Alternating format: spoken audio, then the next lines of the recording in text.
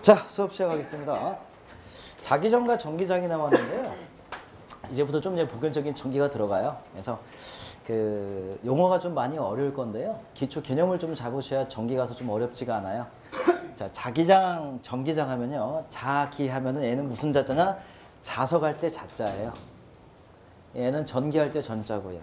즉 무슨 말이냐면은 자석에서의 외부적인 힘을 얘기할 때는 우리가 자기장, 자계 이런 말을 쓰고요.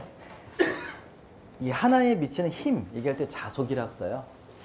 그러니까 무슨 말이냐면은 그냥 자기장, 뭐 자장, 자속 이렇게 표현을 쓰면은 그냥 어떻게 해요? 동일한 의미다라고 알고 계세요. 실제로 나누면은 좀 본질적인 의미는 달라요. 근데 쓰다 보면 막 혼돈돼서 써요. 자장이라고 했다가 자기장이라고 했다가 자속이라고 했다가 얘만 좀 단위고 했어요. 단위가 웨버라는 말을 많이 쓰고요. 단위는 기호로는 파이를 쓰고요.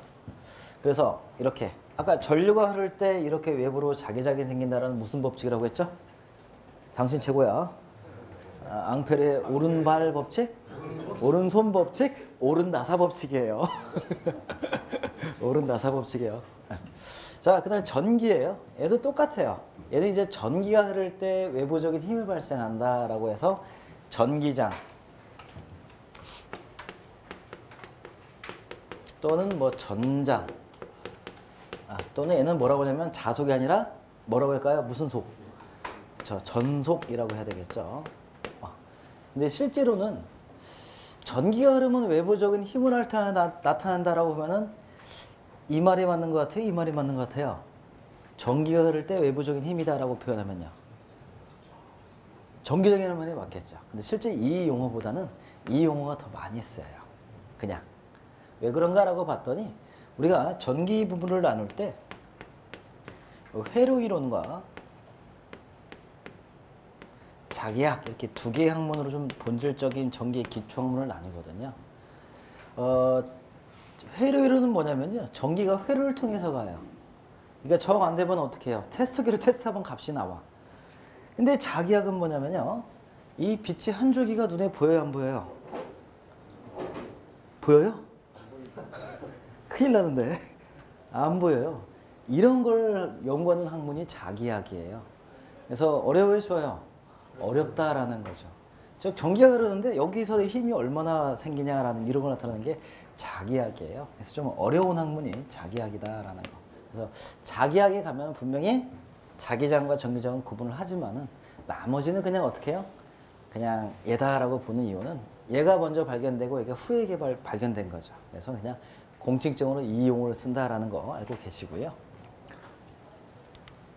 자, 그 다음에 유도 현상이에요. 이제 진짜 어려운 거 나왔어요.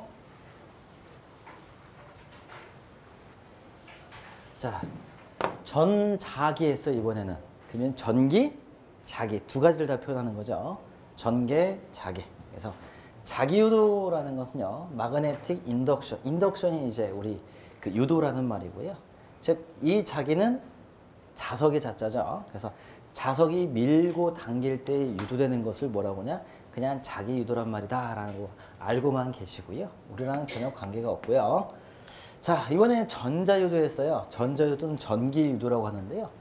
코일이 보이시나요? 예, 코일을 감아 놓고요. 여기다가요. 자석을요. 계속 밀었다가 당겼다, 밀었다 당겼다 해요. 코일을 감아 놓고요. 자석을 밀고 당기고 어떻게 생기냐라고 봤더니 와, 이렇게 뭐가 생기냐 봤더니 자속이 생기는 거죠. 자석. 이걸 뭐라고 하냐면 우리가 전자유도 또는 전기유도 현상이다라고 해요. 그런데 신기하게 이것만 생기면 되는데 뭐가 생기냐고 봤더니 이렇게 전압, 즉 기전력 E, V 이것이 생겨요. 그 다음에 또 신기한 게 있어요. 뭐가 신기하냐면 자속이 이쪽 방향이 형성되면은 분명히 전압도 이쪽 방으로 형성돼야 되는데 그렇지가 못하더라. 얘가 반대로 형성돼요. 자속의 힘의 반대 방향. 그래서 어떤 힘의 반대. 힘의 반대 방향으로 기전력이 생긴다라고 해서 얘를 뭐라고 하냐면은 렌츠의 법칙이다. 이런 표현을 써요.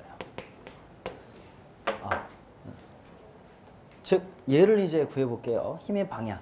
E라는 전압, 기전력. 기전력 E는 dt분의 d파이라고 해요. 이 d자를 붙일 때는 어떤 의미가 있죠? 미분? 미분? 적분? 미분. 우리 미분 좋아하죠. 미분 적분 좋아하잖아. 이게 임의 시간이다라고 표현할게요. 어떤 일정 시간 동안에 움직였을 때 뭐가 생긴다고요? 일정한 자속의 변화가 생긴다. 변화가 생긴다. 이때 들어가는 게 뭐냐면 이때 n을 넣어요. n은 뭘까요? 예, 얼마나 많이 감아놨냐라는 거죠. 그 다음에 여기다가 뭘 하냐면은 마이너스를 붙여요. 이 마이너스라는 것은 수치의 의미가 없어요. 그냥 힘의 방향을 표현할 뿐이에요. 이 마이너스가 뭐 때문에 생긴다고요? 무슨 법칙? 렌츠의 법칙이다라는 거죠. 자, 두 번째. 자기유도라는 것도 있어요. 자기유도. 얘는 뭐냐면은 이번에 얘는 자속을 생겨서 지금 자속 가지고 움직였잖아요. 이번에는 뭘 생기게 하냐면은 그냥 코일이 있는데요. 여기다가 전류를 흘려버려요. 그러면 여기 또 뭐가 생겨요? 이렇게 자속이 생기겠죠. 자속이 생길 때 뭐 어떤 현상이 있냐면요. 얘가 유도가 되겠죠. 유도라는 거 아까 뭐라고 했죠? 대한민국은 태권도, 일본은 유도라고 하죠. 업어치기 하는 이런 힘이 생겨요. 얘를 뭐라고 하냐면은 L이라고 하고요. 얘를 인덕턴스라고 해요. 와, 아까 나왔었죠. 코일에서의 나왔죠. 얘 인덕턴스예요. 그렇게 멍한 표정 지을 필요 없어요. 내가 모르는지 다 알고 있어. 그냥 얘는 L이다. 인덕턴스. 업어치기 하는 능력이다. 전류의 코일. 아니 보세요. 전류를 흘리니까 뭐가 나왔죠? 자속이 나왔죠. 근데 자속의 힘을 좀 더 많이 내고 싶어. 외부적인 힘을. 전동기도 돌리고 싶고 뭐 좀 당기고 싶고 이러면 얘를 어떻게 만들면 돼요? 그냥 이렇게 만드는 게 아니라 계속 꽈놓는 거지. 그러면 이 자속이 많이 나와요? 적게 나와요? 많이 나오는 거지. 그거예요. 이때 얼마나 많이 나와서 네가 힘을 발생하냐를 뭐라고 한다고요? L, 인덕턴스라고요. 인덕턴스 나왔으니까 같은 동일 사촌인 컨덕턴스도 한번 해볼게요. 컨덕턴스는 뭐냐면은 C예요. 이 C는 뭐죠? 얘는 전하를 축적해요. 이렇게 전하를 축적해요. 그냥 배터리랑 같아요. 얘는 축적하는 거고요. 얘는 외부적인 힘을 발생시키는 거, 유도하는 거. 인덕턴스라고 해요. 자, 이때 마찬가지로 기전력을 E를 구해봤더니요. E는 dt분의 d 파이가 아니라 얘는 파이를 발생시켰고요. 얘는 뭘 발생시켰죠? I, 전류를 보냈죠. 여기는 I인 거죠. 그 다음에 여기는 회전수였잖아요. 몇 번 감았냐? 얘는 뭐냐면은 L이에요. L. L이 뭐라고요? 무슨 턴스? 인덕턴스. C에서는 뭐라고요? 컨덕턴스. 이렇게 놓고요. 마찬가지로 마이너스다. 마이너스는 무슨 법칙이요? 렌츠의 법칙이다라는 거. 여기서 주의할 건 뭐냐면은 D가 붙었잖아요. 만약에 문제가 이렇게 나와요. 0.5에서 0.3, 0.8까지 자속이 증대됐다. 그러면 여기는 얼마를 넣어야 돼요? 0, 그쵸? 시간이 0.1초에서 0.6초까지 증가됐다. 이때까지 시간이다. 왜냐면 시간이 얼마 들어가요? 0.5. 엄청나게 쉬운 거죠. 네. 이런 문제는 안 나오니까 걱정하지 마세요. 그 다음에 몇 바퀴 감았냐. L값 나오는 거죠. 자, 그 다음에 이제 정말 재밌는 거 있어요. 우리 변압기라고 들어보셨죠? 변압기 들어봤어요? 안 들어봤어요? 들어봤죠? 이제 변압기가 나오는데요. 변압기의 원리 한번 볼게요. 변압기는 어떻게 해서 이제 전압을 형성하냐면요. 이렇게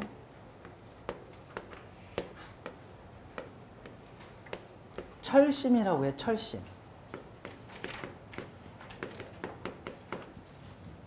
철심이고요. 여기를 이렇게 코일로 감아놔요. 그리고요. 1차 전류를 흘려요. 그러면 잘 보세요. 모든 법칙은 여기서 다 끝나요. 자, 전류가 흐르면서 코일에서 발생하는 게 뭐예요? 자속이죠. 자속이 발생해서 일어나는 유도의 힘을 무슨 턴스? 인덕턴스. C에서 나는 턴스는 컨덕턴스. 여기서요. 얘가 이렇게 자속 발생해서요. 자속이 발생해서요. 자속이 발생해서 여기 철심에다가요. 전기를 꽉 채워요. 그러면 뭐가 생기냐면은 그냥 철심 전류라고도 해요. 네. 자, 자속이 생겨서 일어나는 힘을 뭐라고 하냐? 인덕턴스라고 했고요. 그럼 이 철심이 또 전기가 꽉 찼잖아요. 2차 측 가서는 뭐 어떻게 하냐면은 이게 1차 측이고요. 얘가 2차 측이에요. 이번에는 철심이 뭐를요? 코일에다가 전기를 다시 또 유도시켜요. 파이 2. 얘를 또 뭐라고 하면 L2라고 해요. 이해가셨어요? 그러면 변압기에서 제일 중요한 성능이 어디예요? 코일이에요? 철심이에요?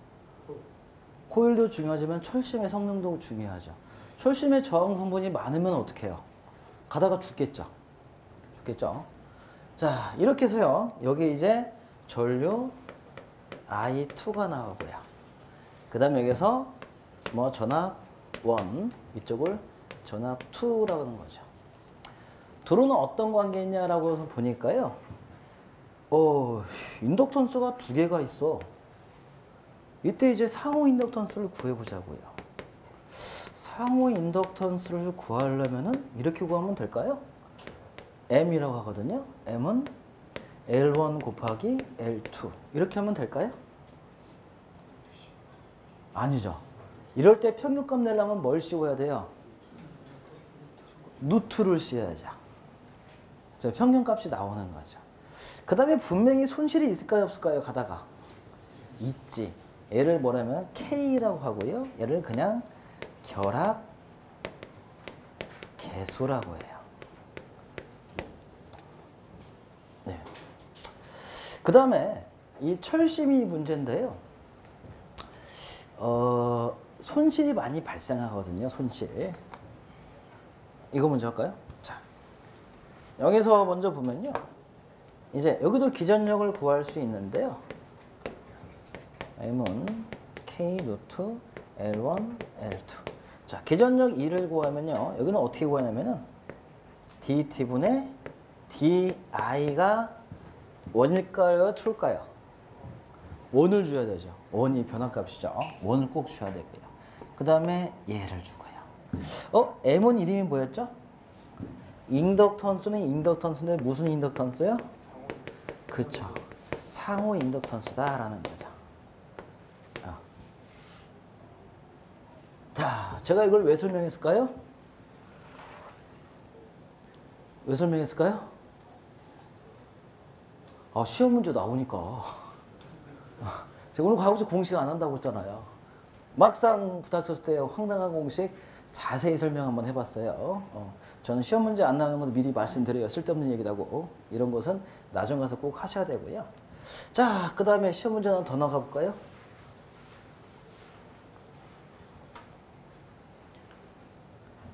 실제로 철심은요 이렇게 생겼어요.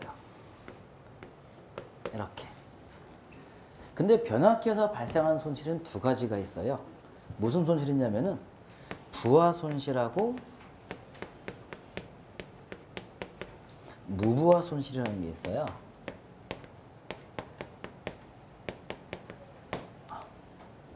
부하 손실은 뭐냐면요. 우리 아까 이런 거 썼었죠. 파워는 VI, I제곱 R, V자승, 이런 공식 썼었죠. 이때 손실과 제일 관계된 게 뭐냐면은 얘예요. 근데 이런 질문 하죠. 얘가 뭐였죠? 파워였죠. 왜 파워 공식을 손실 공식에 쓸 수 있습니까? 라고 물어보는 거죠. 그렇죠? 보세요. 발전기가 생산할 때는 이 파워라고 볼 수 있지만은 선풍기가 쓰고 있어요. 선풍기가 쓰고 있어요. 선풍기에 들어오는 거는 뭐예요? 파워가 들어오죠. 근데 문제는 얘가 볼 때 얘는 손실이에요? 파워예요?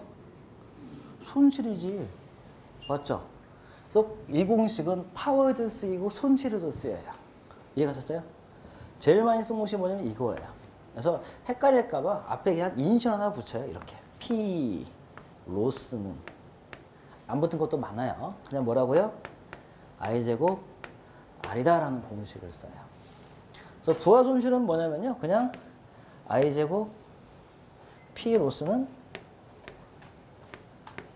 I제곱 R이에요. 즉 전류가 많이 흐를수록 어떻게 해요? 손실이 많이 발생하고 저항에 의해서 많이 발생하고 이때 저항은 뭐밖에 없어요? 코일의 저항 또는 철심의 저항밖에 없는 거죠. 네. 근데 부하 손실은 그래도 괜찮아요. 왜냐면은 전류가 증가될수록 많이 발생하거든요. 그러니까 쓸수록 많이 발생하는 게 부하 손실이에요. 억울하지가 않아. 근데 무부하 손실은 억울해. 왜냐면은 안 쓰는데도 나가. 전기요금이야. 이걸 우리가 요즘 그 콘센트 많이 쓰죠. 대기전력 차단 콘센트. 야는 꼽아만 놔도 걸리더라. 너를 뭐냐라고 봤더니 무부하 손실 중에요.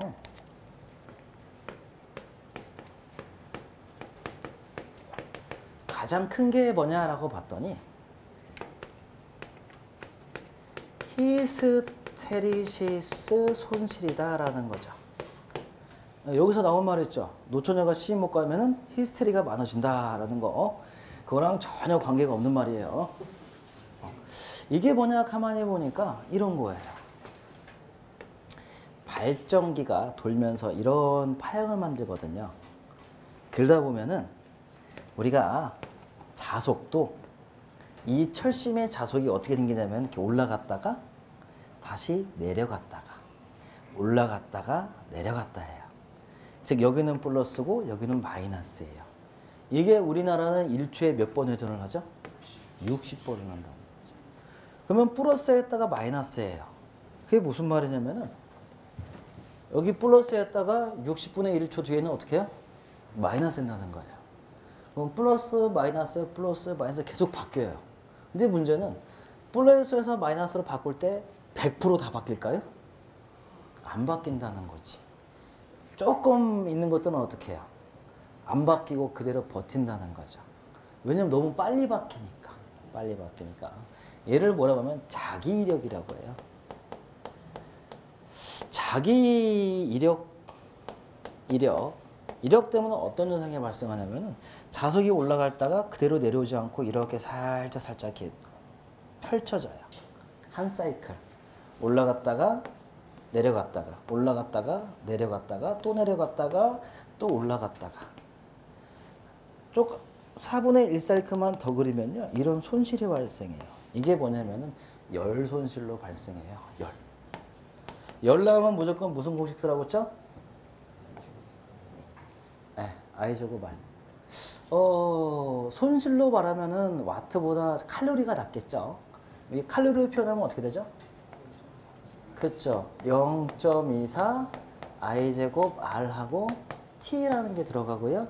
얘 단위가 줄이었어요? 칼로리였어요? 칼로리였죠. 이 공식이 제일 많이 써요. 그래서 손실이다 하면 이 공식이 제일 많고요. 이게 무슨 손실? 히스테리시스 손실이라는 거죠. 그래서 변압기의 고율 변압기는요. 이 히스테리시스 손실을 줄이기 위해서 별짓을 다 해요. 코일에서요? 철심에서요? 철심에서요. 자를 때 뭐 레이저 커팅으로 자르고요. 또 아머펄스라고 하는 뭐 신기한 또 변압기도 있어요. 이렇게. 그 다음에 또 뭐가 있냐면요.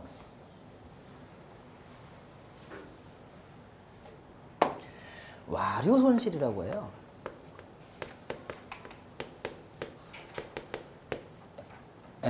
와류 손실. 즉 무슨 말이냐면은 철심이 이렇게 있는데 전류를 이렇게 보냈더니 또 뭐가 발생해요?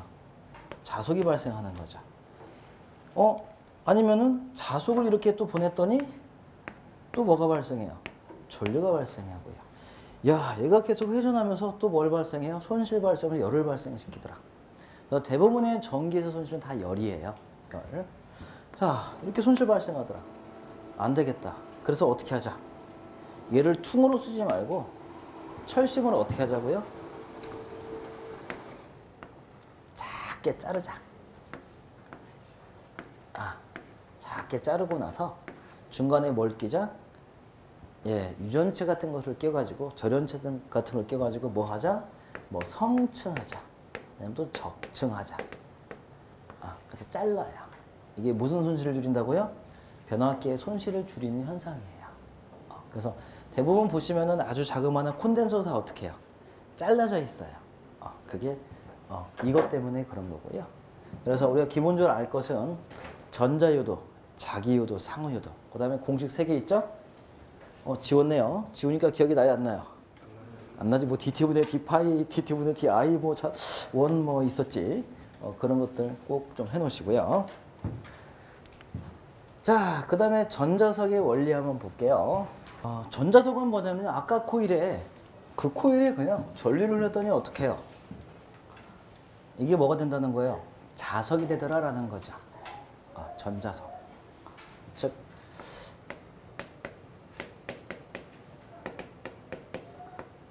코일이 자석이 되더라라는 거죠. 자석이 돼서 뭘 어쩌자는 걸까요?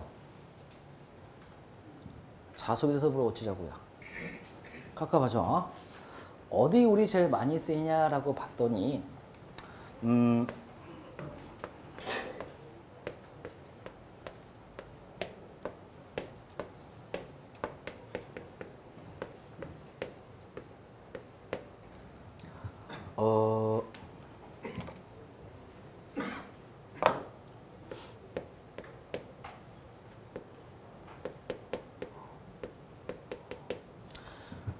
우리 유수검지 장치예요. 유수검지 장치가 뭐죠? 3가지가 있죠. 습, 건, 준, 일이라고 하죠.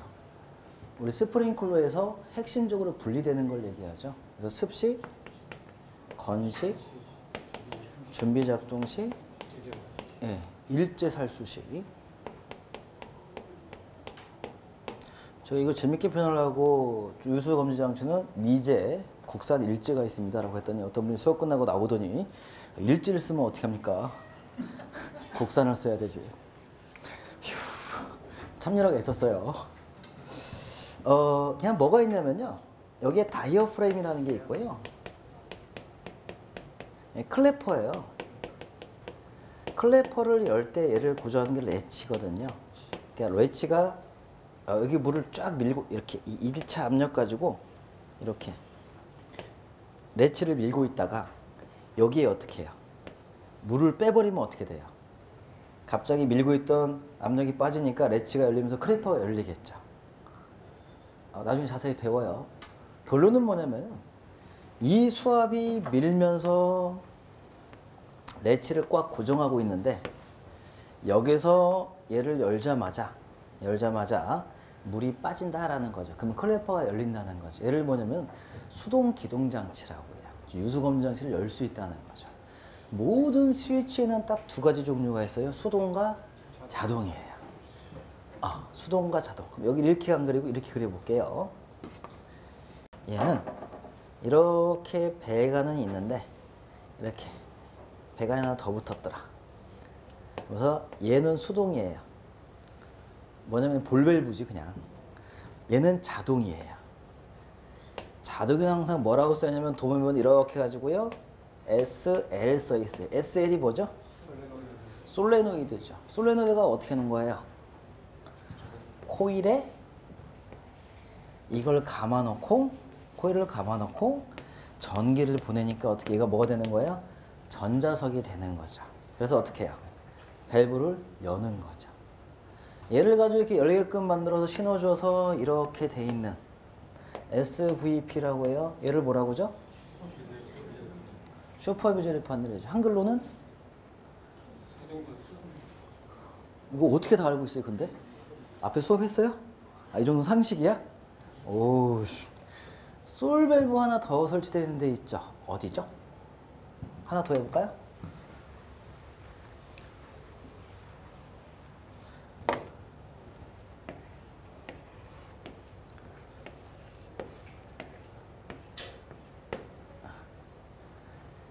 A방, B방, D방이에요.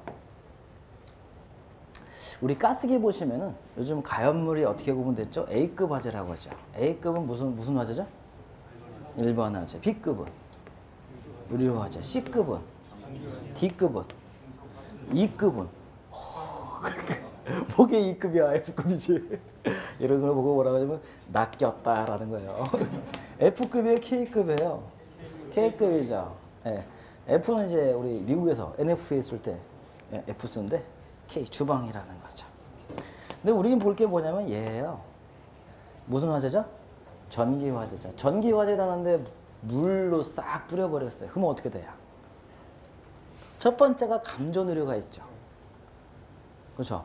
두 번째가 뭐냐면 그 건물의 기능을 유지를 못해요. 왜요? 예.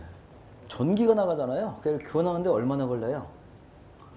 오래 걸리죠. 그러면 그 시간 동안 그 건물의 기능을 유지를 못해요. 요즘 초고층 아파트요.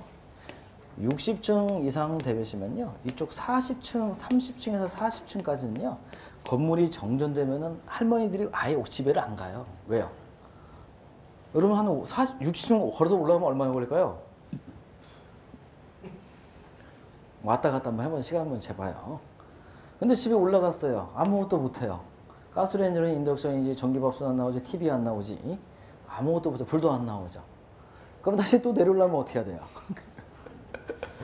이 고층 아파트 오래 사시는 우리 할머니들은요, 정전 발생하면요, 그냥 외부로 간대요. 절대 집으로 안 올라간대요. 그만큼 중요하다는 거죠. 몇 집 전기실 불났다가 괜히 물 뿌렸다가 길게는 한 달도 갈 수 있다는 거죠. 감전 의료도 있고 안 되겠다. 여기다가 가스기를 쓰자라는 거죠. 자, 전기실이에요. 뭐 전기실, 뭐 전산실, 기계실 뭐 쭉 있다는 거죠. 그래서 다 전기가 들어가는 이런 실이라는 거군요. 옆에다가 이렇게 가스계 저장 용기를 이렇게 만들어 놓고요. 이 가스계부터 어떻게 해요? 쭉 나와 가지고요. 이제 방으로 이제 집어넣는 거죠. 가스계를. 이렇게. 그러면 저장 용기를 가스 양을 구할 때는 A방, B방, 이 C방을 다 합해서 구해야 되는 거죠. 가스계 약재 양을 구할 때는, 저장 양을 구할 때는. 불이 다 나요? 이 방들은 철저하게 다 뭐로 구획되어 있어요? 방화 구획으로 되어 있죠. 그러니까 제일 큰 방만 잡으면 되는 거죠. 뭐 약재가 발사할 때, 약재가 딱 방사할 때 이 해당되는 방만 열으라고 하는 이 밸브의 이름은 뭐죠? 선택 밸브죠. 그 다음에 이 약재를 전체에 다 부어버리는 이 배관의 이름은 뭐죠? 집합관이라는 거죠. 그런데 이렇게 많이 알고 있으면 반칙이에요. 재수예요? 자, 그리고 A방, B방, C방마다 뭐가 있냐면은 이 자탐 설비, 감지기 설비가 별도로 다 회로가 구성되어 있고요. 여기에 있는 기동 용기가 있어요. 기동 용기가 A방용, B방용, C용 별도로 다 있다는 거죠. 그래서 기동 용기와 저장 용기요. 왜 기동 용기가 별도로 있어야 될까요? 이 저장 용기가 되게 크죠. 저장 용기가 되게 큰데요. 이 저장 용기 같은 경우는 얘를 발사시키려면 엄청난 큰 힘이 필요해요. 왜요? 압력 자체가 크잖아요. 오발사하면 안 되니까 상당히 큰 힘이 필요해요. 그러면 여기다가 마찬가지로 우리가 솔밸브를 달아가지고 얘를 터뜨리면 되겠죠. 그쵸? 근데 용기가 200병이에요. 그러면 솔밸브가 몇 개 있어야 돼요? 200개 있어야 되는 거지. 아니면 최소 20개를 터뜨리고 20개를 다시 넘어가든지 그 압력에 다시 터뜨리든지 이걸 피드백 시스템이라고 하는데요. 힘들더라. 그러면 어떻게 하냐? 이 기동용기를 하나마다 어떻게 해요? 여기다가 솔밸브를 달죠. 걔를 뭐라고 하죠? 현장용으로 1번 권총이에요. 예, 딱 기동용기 발사하자마자요. 용기를 탁 터뜨리면요. 이게 어떻게 해요? 이게 A방용이다. 그러면 이 기동용기 압력이 뭐라냐면은 선택 밸브를 열어야 되겠죠. 그렇죠? 그 다음 다시 또 뭐 하냐고 봤더니 여기에 해당되는 저장기가 몇 개냐? 70, 여긴 200병인데 나는 70병이면 돼. 그럼 얘가 벌려. 이제 70병을 터뜨리는 거죠. 이때 이제 이 안전핀이죠. 이 권총을 보시면은 이렇게 달렸죠. 여긴 날카로운 핀.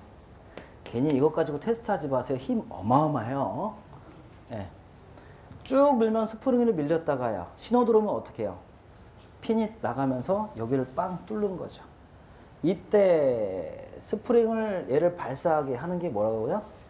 전자석, 솔밸브, 솔레노이드의 원리라는 거고요. 이때 주의할 게 뭐냐면은 점검할 때예요. 얘 점검할 때 오작동해서 이거 터치면 어떻게 돼요? 뭘 죽어? IG-541 같은 거 한 200병 하면 얼마예요? 까이 거 뭐 한 3, 4억 가지 뭐. 애들 껌값이죠? 없어요?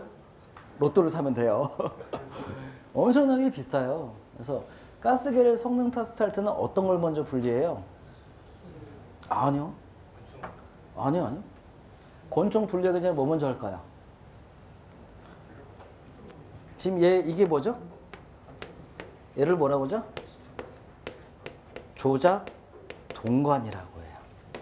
얘부터 먼저 열어요. 맞죠? 조작 동관 먼저 분리하죠. 그쵸? 걔 먼저 분리하면 괜히 이거 풀다가 어떻게 해요? 톡 나가버리면 어떻게 해요? 그냥 또 어가지. 그 다음에 또 분리하다가 또 발사되는 우려도 있으니까 또 어떻게 해요? 여기다가 우리가 안전핀을 먼저 체결하고 나서 분리하죠. 그때 이때 원리가 뭐냐? 다 전자석이다라는 그 원리. 그래서 전기를 가지고 어떤 힘을 발생한다, 순간적인 힘을 발생하다. 그게 뭐다? 전자석. 그다음에 그게 솔레노이드의 원리다라고 좀 보시고요. 전기만 하면 힘들어할까봐 갑자기 가스기 한번 넘어갔다가 수기 한번 넘어갔다 왔어요. 자, 다시 전기로 갈게요.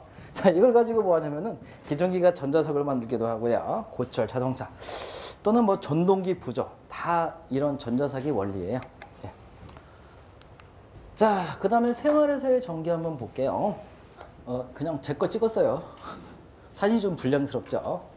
있는 거 가서 찍어서 실었는데요. 이 모바일 충전기, 충전기 먼저 한번 볼까요? 충전기.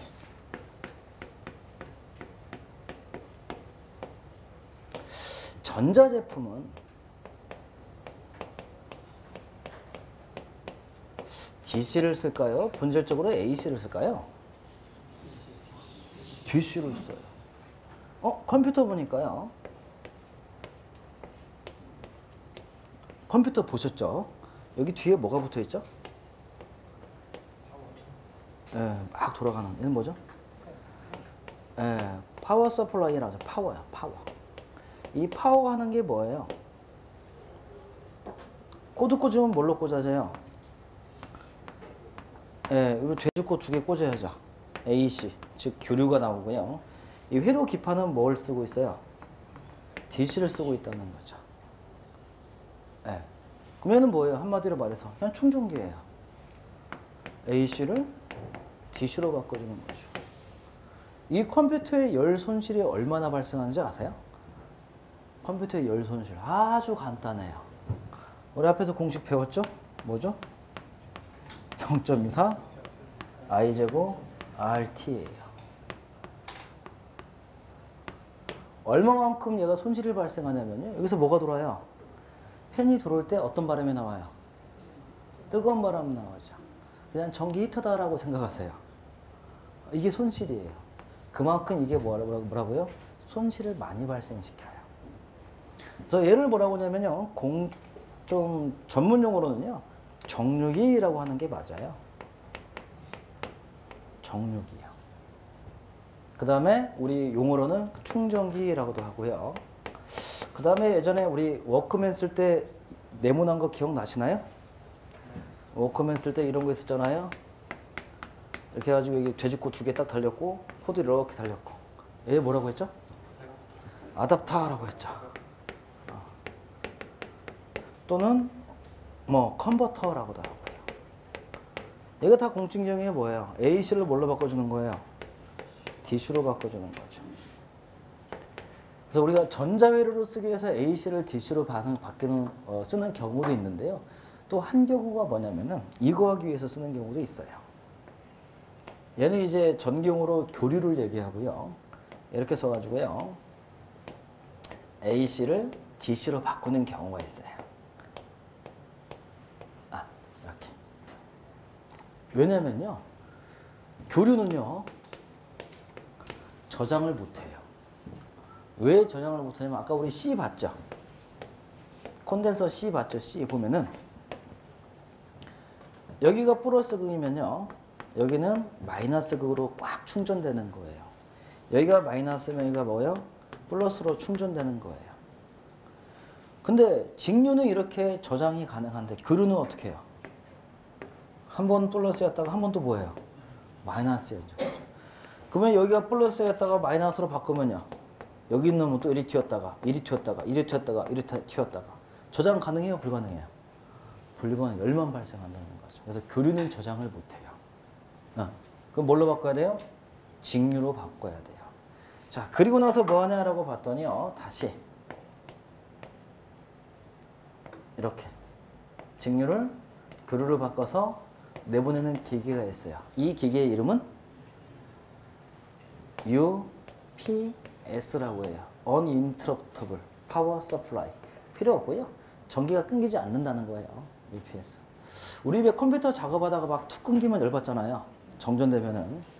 그럴 경우에는 소형 UPS 팔아요. 싸요. 그래서 컴퓨터 작업하는 거, 뭐 설계나 프로그램 하시는 분들은 조그만한 소형 UPS 많이 써요. 이 UPS다. 그런데 전산센터에 보면 UPS가 많을 것 같죠. 막 전산센터, 막 중요한 금융센터, 국가정보센터 이런 데는요. UPS 없어요.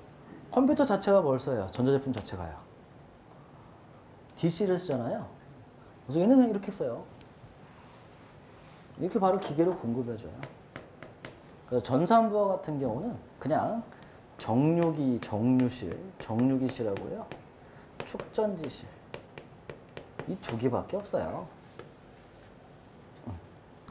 그 다음에 만약에 UPS다라고 보면요. 엄청난 열을 많이 발생해요. 여기 이 열이에요. 손 한번 대보세요. 뜨끈뜨끈 하잖아요. 여기서 손실이 한 3%고요. 배터리도 엄청나게 뜨겁거든요. 얘도 손실이 3%고요. 얘도 손실이 3%라고 하면 전기가 100이라는 게 들어왔으면 몇을 쓸 수 있는 거예요? 거의 90밖에 못 쓰는 거죠. 손실이 커요. 그래서 가급적이면 UPS는 손실 좀 생각하고 좀 쓰시고요. 그 다음에 만약에 뭐 30층짜리 건물이다 라고 보면은 뭐 좀 중요한 실들이 많이 들어와서 이런 경우 같으면 30층 가운데 층이 보통 전산실이 있거든요. 전산실 같은데 이런 그 정류기실을 많이 설치하는데요. 이런 경우 주의할 게 뭐냐면 UPS나 정류기실이 있어요. 많은데 이때 이제 배터리실을 별도로 꾸미거든요. 근데 주의할 게 뭐냐면 열이 많이 발생해가지고 나중에는 어떻게 해요? 에어컨을 설치할 수밖에 없어요. 거의 사우나예요, 사우나. 그래서 전기는 저항은 열이랑 항상 관계가 있다. 그래서 전기, 저항, 열 꼭 주의 좀 해주시고요. 우리는 지금 에어컨 2대 틀었는데 막 열이 발생하죠. 왜 발생해요? 어디서 지금 저항을 하고 있어요? 하드웨어에서 저항을 하기 때문에 에어컨 한 대 더 달아야 할 것 같아. 네, 저항, 이 저항. 자, 그래서요 핸드폰 충전기를 보면요 모든 제품은 원칙적으로 DC를 사용한다. 자, 그 다음에 한번 읽어볼게요. 자, 모델명은 생략했고요. 그 다음에 전격 입력이 AC 100에서 240V라고 해요. 와우, 신기하다. 많이 신기하네요. 이 말은 무슨 말이에요? 100V에서도 쓸 수 있고 240V 쓸 수 있고 아무 볼트나 쓸 수 있는 거죠. 이런 걸 뭐라고 하죠? 프리 볼테이지라고 하죠. 예전에 이런 거 없었어요. 왜 이런 게 생겼을까요? 요즘 대학교 애들 알바 열심히 1년 동안 해서 어디 가요? 해외여행 가죠. 요즘 청소년들은요, 밥이 없어서 밥 떨어지는 게 무서운 게 아니라요, 핸드폰에 배터리가 떨어지는 게 더 무섭대요. 예, 그래서 공포스럽대요. 예, 핸드폰에 배터리가 떨어지면. 예, 프리 볼테이지. 어느 나라 가도 수출할 수 있고 같이 쓸 수 있다는 거고요. 그 다음에 헤르츠예요. 헤르츠는 50Hz, 60Hz예요. 얘를 이제 주파수로 하는데요. 주파수는 아주 간단해요. 이렇게 발전기가요, NS가 있다면요, 이게 R, S, T라고 하는 이런 그 가운데 있는 동그라미가 돌을 때, 얘를 뭘로 돌린다고요? 엔진이 돌을 때 1초에 몇 바퀴 도냐는 거예요. 그럼 우리나라 표준이 몇 바퀴 도는 거예요? 60바퀴 돈다는 거죠. 빠를까요? 천천히 도는 걸까요? 엄청 빠르죠. 그래서 이렇게 도니까 그냥 60Hz가 생기는 거예요. 맞죠? 50바퀴 돌면 1초에 50Hz요. 이건 또 왜 50하고 60일까요? 예, 각 나라마다 어떻게 해요? 전압이 달라요. 전압하고 주파수가 달라요. 일본 같은 경우는 어떻게 해요? 나라마다 또 달라요. 60Hz 있고 이쪽으로는 50Hz 있고요. 근데 이게 왜 영향이 크냐면요, 어느 나라에서 전기를 수입했냐는 거예요. 우리나라는 초기에 어느 나라에서 전기 영향을 많이 받았어요? 일본이에요? 미국이에요? 미국이죠. 이 볼테이지요. 그 다음에 유럽에서 또 영향받은, 그 다음에 일본에서 또 영향받은, 이러기 때문에 좀 많이 틀려요. 주의할 게 뭐냐면요, 예전에 어떤 분이 뭐 했냐면요, 공장을 세우고요, 기기를 가지고 왔어요. 근데 전동기가 뭐냐면요, 50Hz짜리 가지고 왔어요. 왜? 공장 제어는 정밀하게 돌아야 되거든요. 이거 쓸 수 있을까요, 없을까요? 쓸 수는 있어요. 뭐가 필요해요? 네, 주파수 변환기라고 해요. 아유, 전압 바꾸는 것도 이렇게 힘들었는데 주파수를 바꾸려면 어떻게 해요? 힘들어요. 그래서 이 견적을 뽑아보니까 차라리 이거 어떻게 해요?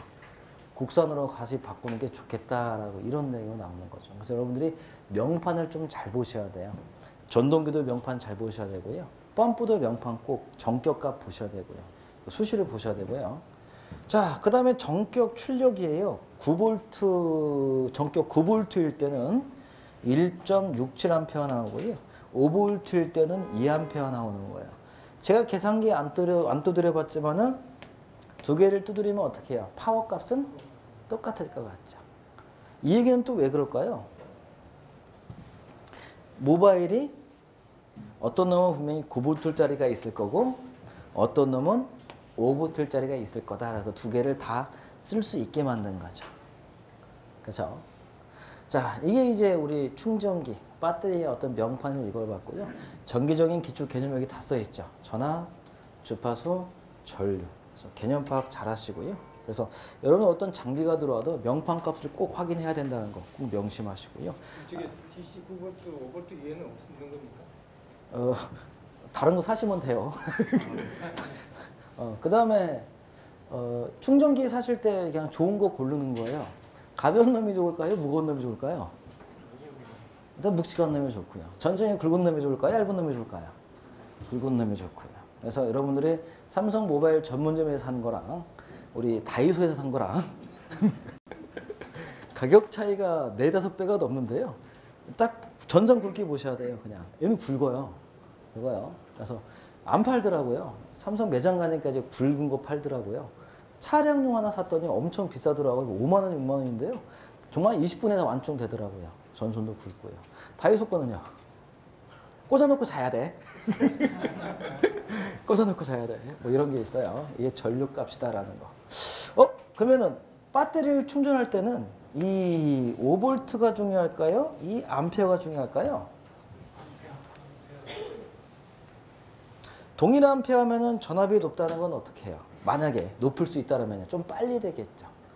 그래서 예전에 용산 갔더니요. 저 핸드폰 바꾼 지 한 2년밖에 안 됐거든요. 2년 밖에요. 저 한 5년은 쓰려고요. 근데 배터리 달라니까 아저씨가 꾸역꾸역 웃어요. 이게 뭐지? 그 전에 한 3년 썼거든요. 요즘 일체형 나오잖아요. 일체형이다라고 얘기를 하더라고요. 창피해서 혼났어요. 그리고 사람들이 왜 이렇게 그 리차지, 배터리를 들고 다니는 줄 제가 그때 이해했거든요. 그리고 저도 이제 하나 필요하잖아요. 하나 필요해서 애들 데리고 용산 갔다가 이제 그 충전기 하나 사는데 이렇게 써 있더라고요.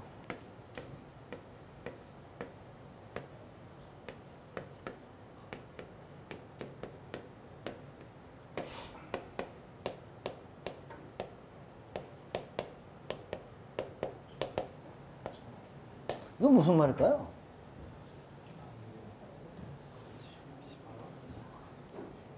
메가 아웃. 오랫동안 쓴다. 오랫동안 쓰는 거 이거. 잘 보세요. 배터리 양을 계산할 때는요. 뭘 계산하냐면요. 전류값이고요. 그 다음에는 시간이에요. 이 말은 뭐냐면요. 이 미리암페어거든요. 이 미리라는 건 10의 마이너스 몇 승이죠? 4승 아니었어요?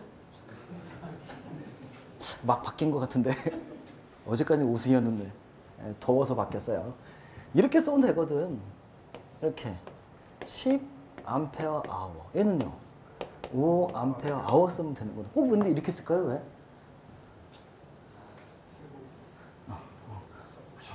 커 보이려고. 커 보이려고. 결코 좋은 용어는 아닌 것 같아요. 좀만 되면 막 이렇게 나올 거야. 한참 세야 돼. 얘는 뭐냐면요. 아주 간단해요. 10암페어가 빼버리자고요. 10암페어로 10암페어를 쓸 때 몇 시간 동안 쓴다고요? 1시간. 얘는요. 5암페어를 몇 시간이요? 1시간 동안 쓸 수 있다는 거예요.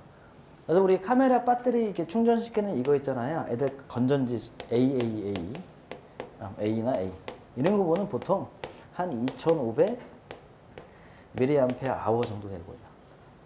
일제 거 보면은 한 3,800까지 나오더라고요. 가격이 좀 많이 비싸더라고요. 이렇게 이게 배터리 값이에요. 이해하셨어? 그럼 용량은 어떻게 구하면 될까요? 배터리 리차지는요. 이게 CH라고 많이 표현하는데요.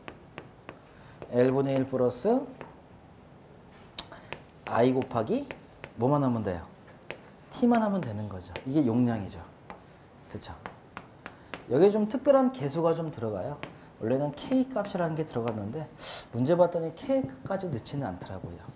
여러분 시험 문제 같은 경우는 혹시 나오면은 뭐 C 암페어 아워라고 했다면은 그냥 L분의 1 플러스 뭐 K 1 뭐 I1 이 정도만 볼게요. K1 I1 아니면 여기가 T든지 이 정도면 구하면 될 것 같아요. K는 좀 값이 의미가 좀 복잡한 의미가 있는데요. 시간을 해서 전류 구하니까 나오고요. 이렇게 L분의 1을 L은 뭘까요? 보통요. 보수율 뭐 해가지고 여유를 잡아주는 거죠. 한 0.8 정도 잡아주면 될 것 같아요. 네. 자, 그 다음에 정격이에요. 앞에 거 계속 해석해 놓은 거고요. 그 다음에 뒤에 것은 밑에 것은 아까 제가 설명한 거 있죠. 제가 한번 계산해 봤어요. 대신 검토는 안 했으니까 검토해 보시고 틀렸으면 바로 연락 주시기 바랍니다. 네. 그래서 이렇게 와트로 나오고 그 다음에 아워를 쓸 수 있고 또 칼로리로 뺄 수도 있는 이런 걸 제가 다시 계산 한번 해봤는데 검사는 안 해봤어요. 자, 그 다음에 정격 출력이에요. 출력. 그래서 출력과 입력을 좀 아셔야 되는데요. 어떤 기기가 있으면요. 입력이 있고요. 그 다음에 출력이 있어요. 입력은 뭐냐면요. 100이라는 에너지로 들어왔어요. 이게 뭐 와트인지 파워인지 뭐 몰라. 근데 90으로 나갔어요. 얘의 효율은 얼마일까요? 90%고요. 반대로요. 손실은 얼마죠? 10%고요. 아, 효율과 손실은 무슨 수? 역수구나 라는 거 꼭 명심하시고요. 자, 그 다음에 뭐 전압 주파수 한번 보시고요. 저도 이게 자료 정리하다가 이제 국외 전압 한번 쭉 찾아봤더니요. 정말 다양하더라고요. 왜 아까 삼성 모바일에서 100V에서 240 해놨죠? 100V에서 240 프리볼트 세계 어느 나라가도 다 쓸 수 있다라는 거고요. 그다음 주파수는 딱 50Hz와 60Hz 차이예요. 미국하고 유럽 차이예요. 자, 여기까지 보시고 좀 쉬었다가 또 다시 시작하도록 하겠습니다.